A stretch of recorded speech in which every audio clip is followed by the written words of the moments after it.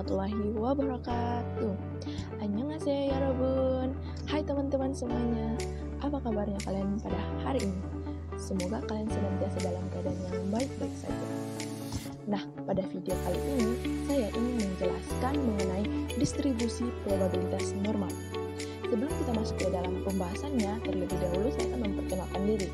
Karena ada pepatah bilang, tak kenal maka tak sayang. Jadi, perkenalkan, nama saya Uyun Amalia, nomor induk mahasiswa saya 2109016016022. Nah, saya berasal dari Prodi Akuntansi Terapan kelas B, Fakultas Ekonomi dan Bisnis Universitas Negeri Makassar. Nah, pada video kali ini dibuatnya untuk memenuhi tugas ujian tengah semester statistika inferensial yang dimana dosen pengempunya yaitu Ibu Nuraisyah SPD MPD. Baik, untuk mempersingkat waktu, kita langsung saja masuk ke dalam pembahasannya. Yang dimana pembahasan pertama itu mengenai distribusi probabilitas normal. Apa sih itu distribusi probabilitas normal? Nah, distribusi probabilitas normal merupakan sebuah fungsi probabilitas yang menunjukkan distribusi atau penyebaran suatu variabel. Nah, distribusi probabilitas normal ini memiliki nilai yang jumlahnya tidak terbatas dalam skala ataupun jarak tertentu. Seperti yang dapat kita lihat pada gambar di slide ini, dia memiliki jarak ataupun skala yang tak tertentu. Nah, dari gambar ini nantinya akan kita bahas ke beberapa menit ke depannya. Baik, selanjutnya yaitu karakteristik distribusi probabilitas dan kurva normal. Adapun untuk kurva normal ini bentuknya itu berbentuk genta atau lonceng, yang dimana bisa kita perhatikan bentuknya seperti putar balik dengan kedua sisinya. Ada di sebelah kiri dan di sebelah kanan garis putus-putus itu berbentuk sama. Kemudian kurva normal ini berbentuk simetris dengan masing-masing ukurannya itu atau bentuknya itu identik seperti yang dapat kita lihat pada gambar di slide ini. Nah, nilai 0 pada kurva ini itu nilai rata-rata atau sama dengan median atau sama dengan modus. Karakteristik berikutnya, pada masing-masing ekor kurva tidak pernah memotong sumbu X. Itulah kenapa kurva normal jumlahnya tidak terbatas. Karena ketidakterbatasan itu, maka dia tidak pernah memotong sumbu X. Itulah kenapa sebelah kiri dan sebelah kanan nilainya itu adalah minus tak terhingga dan positif tak terhingga. Baik, kita masuk kepada pembahasan berikutnya yaitu mengenai jenis-jenis distribusi probabilitas normal. Adapun distribusi probabilitas normal ini memiliki 3 jenis. Yang pertama yaitu kurva distribusi normal dengan mu atau nilai rata-rata sama dan standar deviasi yang berbeda. Dapat diperhatikan atau dilihat pada kurva ini, garis tengahnya itu adalah rata-rata atau mu, tetapi ada yang berbentuk beda, yang dimana ada kurva yang runcing, ada yang sedikit mendatar, dan ada yang landai. Di sini yang berbeda adalah standar deviasinya, sehingga berbeda pula bentuk gambar dari kurva tersebut. Nah, yang dimana yang pertama itu ada yang gambarnya tinggi, ada yang sedang, dan ada pula yang rendah. Hal ini disebabkan karena standar deviasi masing-masing kurva ini berbeda. Nah, yang kedua yaitu kurva distribusi normal dengan mu atau nilai rata-rata berbeda dan standar deviasi yang sama. Dapat kita perhatikan bersama pada gambar kedua ini, kurvanya itu sama berjajar. Pada gambar terlihat bahwa garis tengah itu masing-masing kurva itu berbeda. Tapi karena standar deviasi yang sama, maka tinggi kurva antara yang satu dan yang lainnya itu sama karena memiliki standar deviasi yang sama. Dan yang terakhir, yang ketiga yaitu kurva distribusi normal dengan mu berbeda dan standar deviasi yang berbeda pula. Nah, dapat kita perhatikan di sini karena rata-ratanya berbeda, maka garis tengahnya juga tidak sama. Kemudian standar deviasinya pun ikut berbeda pula. Jadi kita dapat lihat nilai rata-ratanya ada yang 85, ada yang 850. Kemudian standar deviasinya pula berbeda, seperti ada yang 68 dan ada yang 53. Nah, dapat kita lihat perbedaannya itu ada yang tinggi dan ada yang rendah. Kemudian pada gambar ketiga ini tidak seperti gambar pertama dan kedua, karena gambar ketiga ini memiliki nilai rata-rata yang berbeda dan standar deviasi yang berbeda pula. Baik, selanjutnya yaitu daerah kurva normal. Nah, ruang yang dibatasi daerah kurva dengan absisnya disebut dengan daerah kurva normal. Luas daerah kurva normal biasanya dinyatakan dalam persen atau proporsi.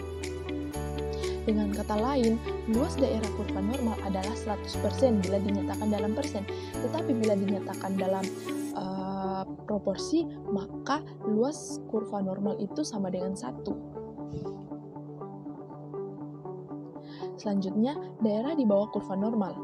Daerah yang diarsir pada gambar ini menunjukkan sebagian daerah di bawah kurva normal. Nah, probabilitas untuk variabel kontinu berkenaan dengan daerah di bawah suatu kurva mulus. Oleh karena itu, menghitung probabilitas adalah menghitung luas daerah di mana di bawah kurva. Berkaitan dengan distribusi probabilitas normal, diketahui yang pertama, sekitar 68% daerah di bawah kurva berbeda pada satu deviasi standar dan dari minnya. Yang kedua, daerah yang terletak pada dua deviasi standar dari min mencakup sekitar 95% dari seluruh daerah. Dan yang ketiga, 99,73% daerah di bawah kurva normal terletak 3 deviasi standar minnya. Selanjutnya, distribusi probabilitas normal standar. Distribusi normal baku yaitu distribusi probabilitas acak normal dengan harga rata-rata atau nilai tengah 0 sama dan simpangan baku yaitu 1. Nah, kita lihat pada gambar adanya perubahan transformasi dari X ke Z. Nah, adapun rumus dari distribusi probabilitas normal standar atau baku ini yaitu Z sama dengan X dikurangi dengan min di per standar deviasi, yang dimana keterangannya yaitu nilai Z sama dengan skor Z atau nilai normal baku, X sama dengan nilai dari suatu pengamatan atau pengukuran, dan mu atau sama dengan nilai rata-rata hitung, dan yang terakhir yaitu standar deviasi. Baik, kita masuk kepada studi kasus.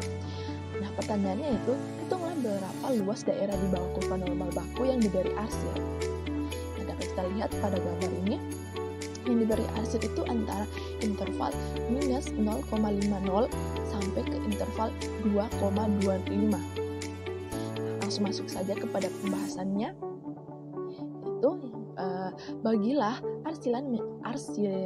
arsiran menjadi dua daerah, yaitu daerah pertama pada interval minus 0,50 kurang dari Z kurang dari 0, dan daerah kedua yaitu pada interval 0 kurang dari Z kurang dari 2,25. Nah, luas daerah pertama pada tabel nilai Z untuk bilangan 0,50, lihat baris di mana penjelasannya itu pertama kita melihat baris 0,5, kemudian kita pilih pada kolom 0 seperti berikut. Nah, baris 0,5 itu menunjukkan baris 0,5 dan kolom 0 itu menunjukkan 1915. Ya, dapat diperoleh bahwa luasnya adalah P dalam kurung minus 0,50 kurang dari Z kurang dari 0 sama dengan 0,1915. Nah, luas daerah kedua pada tabel kita bisa melihat di tabel nilai Z untuk bilangan 2,25 itu dapat kita lihat dari baris 2,2, kemudian kita pilih kolom 5 seperti tabel ini, 2,2, kemudian baris Dapat diambil nilainya yaitu 4878. Nah, diperoleh bahwa luasnya adalah P dalam kurung 0 kurang dari Z kurang dari 2,25. Itu sama dengan 0,4878. Luas daerah yang diberi arsir, jadi luas daerah yang diberi arsir adalah jumlah luas keduanya, yakni di mana P dalam kurung minus 0,50 kurang dari Z kurang dari 2,25 sama dengan P dalam kurung minus 0,50 kurang dari Z kurang dari 0 ditambah dengan P dalam kurung 0 kurang dari Z kurang dari 2,25, itu sama dengan 0,1915 ditambah dengan 0,4878 menghasilkan sama dengan 0,6793. Jadi, luas daerah di bawah kurva normal baku tersebut adalah 0,6793. Nah, itulah tadi pembahasan saya mengenai distribusi probabilitas normal. Kurang dan lebihnya saya mohon maaf. Saya ucapkan terima kasih. Wassalamualaikum warahmatullahi wabarakatuh.